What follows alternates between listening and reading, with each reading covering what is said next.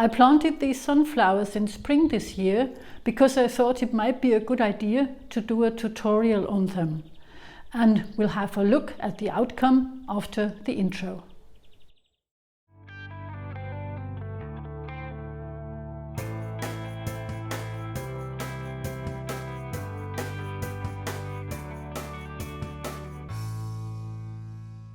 Hello, nice to have you back at Art for Everybody.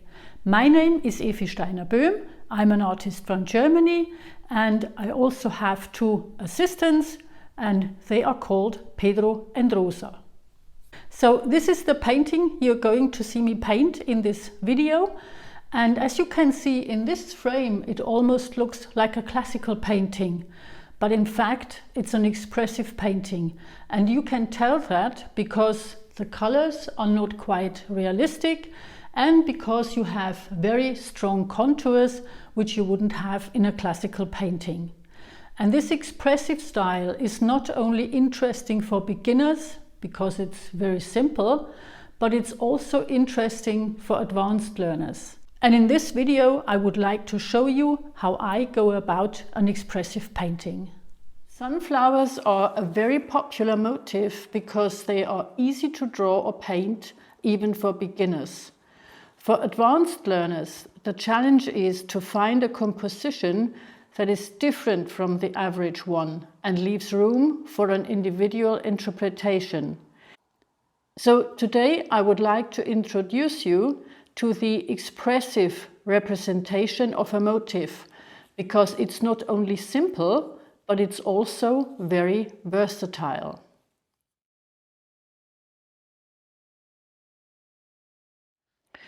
So as usual, let me show you the material I'm going to use first. This is simple carton that I have covered with the different colors I'm going to use in the painting. And I have the following colors on my palette. I have titanium white, cadmium yellow deep, cadmium red, burnt sienna, ultramarine blue and cyan.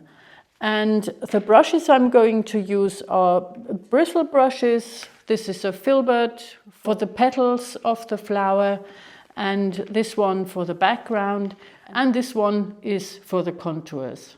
So if I want to approach a motif in an expressive style, acrylic paint is my favorite choice. The advantage is that you can easily put layer above layer without having to wait too long, and so get subtle color mixtures without even noticing it.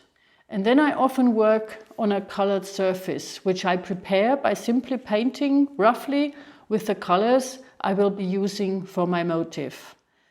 The reason is because if I have a very even surface, I'm often tempted to paint too realistically. And if I have a colored surface, the temptation is not that strong. But the most important stylistic feature is the coarse drawing. And I can either use the one-line method of Picasso, meaning I have to draw the motif with only one line. Or I can draw blind contours, which means I don't look on my drawing, but keep my eyes on my motif while I'm drawing. And once I have my drawing, I can simply fill it with bright colors, or what I usually do, use stylistic features of the Impressionism or classic paintings.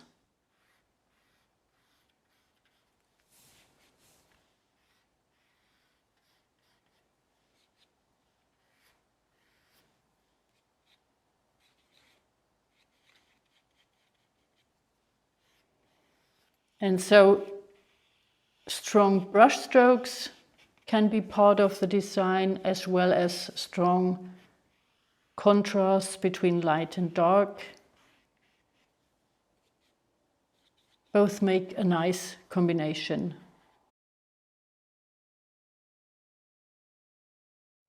But the most important thing with expressive painting is to simply enjoy the process.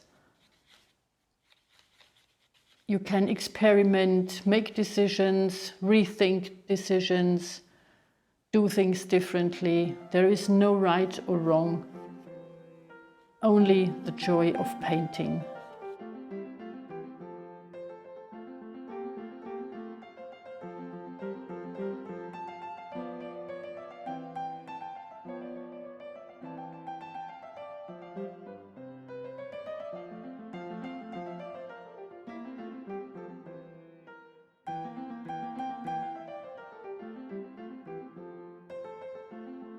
When I'm finished with the colors, the last thing I do is I paint the contours in very dark lines. That's also a very typical stylistic feature of Expressionism.